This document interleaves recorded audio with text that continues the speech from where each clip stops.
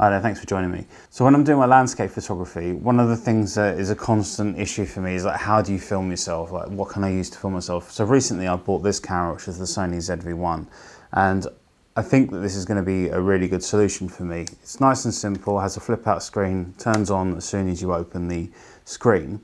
It has good active stabilization, so it has a mode where it uses optical and digital stabilization together, and it gives decent results. They're not outstanding, but they are certainly good.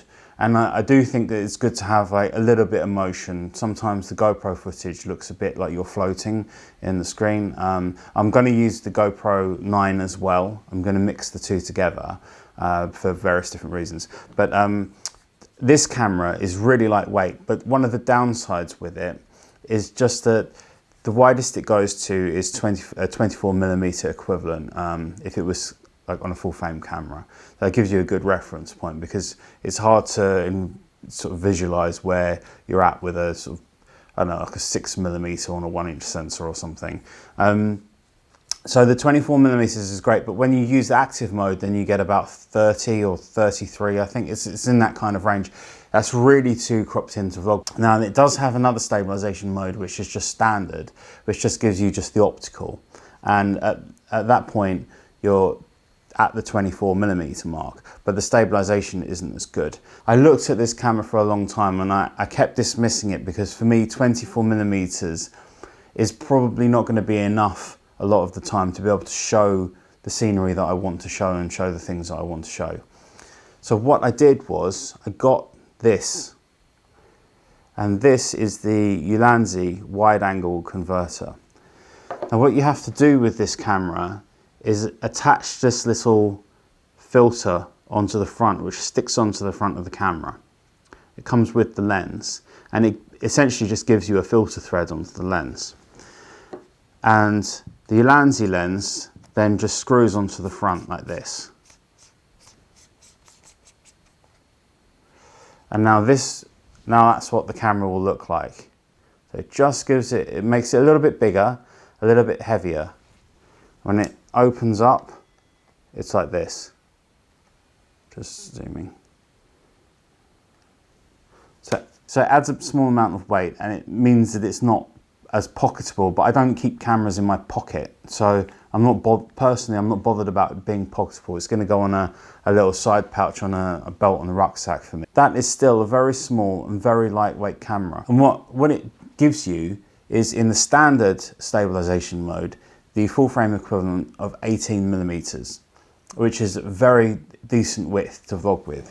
So for me, it means I can hold the camera at a reasonable distance or put it onto a monopod, and this sort of camera is light enough to go onto a little monopod with a little tripod base on it or something, and get a decent amount of background. And I can use the active stabilization, which will then give me 24mm instead of the 33 or 30 or whatever it is. Then I've got something I can really vlog with, because I've got 18mm standard stabilization and 24 when I've got the active stabilization. That means I can do walking shots with my camera that look stable, and it means I can then switch that off when I'm standing still, want to show you around more, and I can pan the camera about and show you different things with an 18mm equivalent focal length.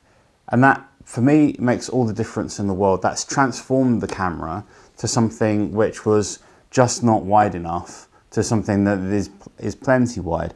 I think they'd have been onto more of a winner had they released this with something like a 16mm equivalent that then cropped into 22 or something in active mode.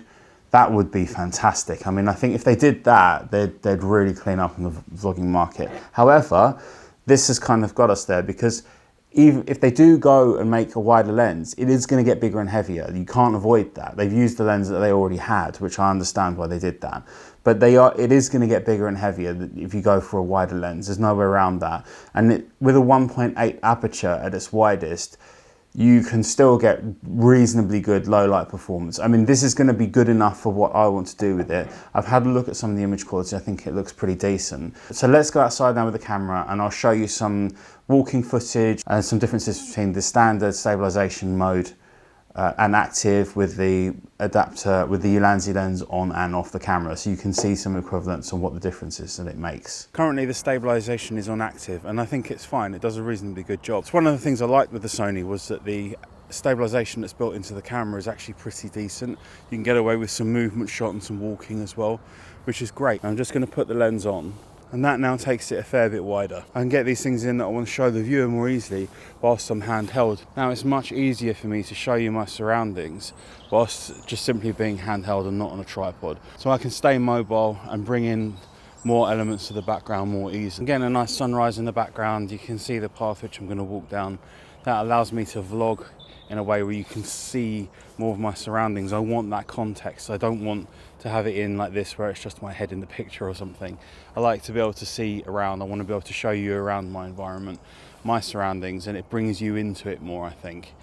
There is one other thing you can do though, and that's to switch the active stabilization down to standard, which takes you out to the full width. You don't get that crop that the stabilization causes. So what I'll do now is I'll put the Ulanzi lens onto the front with the stabilization in standard mode, which is wider, and we should get the full 18mm full frame equivalent.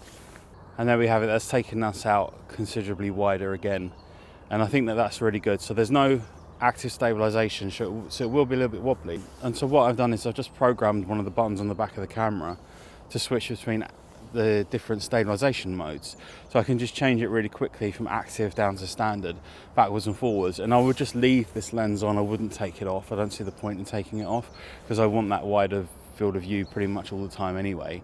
So I would just switch between active and standard. Active if I'm moving around, obviously, and then just go back to standard if I'm doing anything where I definitely want to see more and I'm going to stop and look at things, maybe point some stuff out in the background. It's really nice having the flip out screen next to me as well, so I can check my framing, see where I am and what I'm doing. I can point at things more accurately, like I wanted to point here or whatever. I can do that more accurately. But I've got a camera that I can carry around all day. It's not going to add tons of space or anything. With it not having interchangeable lenses, that's fine for me, because all I want is this, basically this wide look, that's it. And if I can have a bit of stabilization whilst I'm walking, then that's even better, because it means I can do some walking shots as well, which is, I think, is where a lot of the larger cameras, APS-C and so on, fall down. I know the Micro Four Thirds cameras are good at it, but I think that even then, they're much heavier as a rig compared to this. And this gives just me that flexibility. So for me, this is the answer. I know it won't be for everyone, but I think for me this is a really good solution. I think I'm going to be really happy with it. So let's see how this goes in the future. My vlogs that are going to be coming out, my landscape photography trips, are going to be mostly filmed on this, and some on a Sony A7 III in places as well. But yeah, let's see how this goes.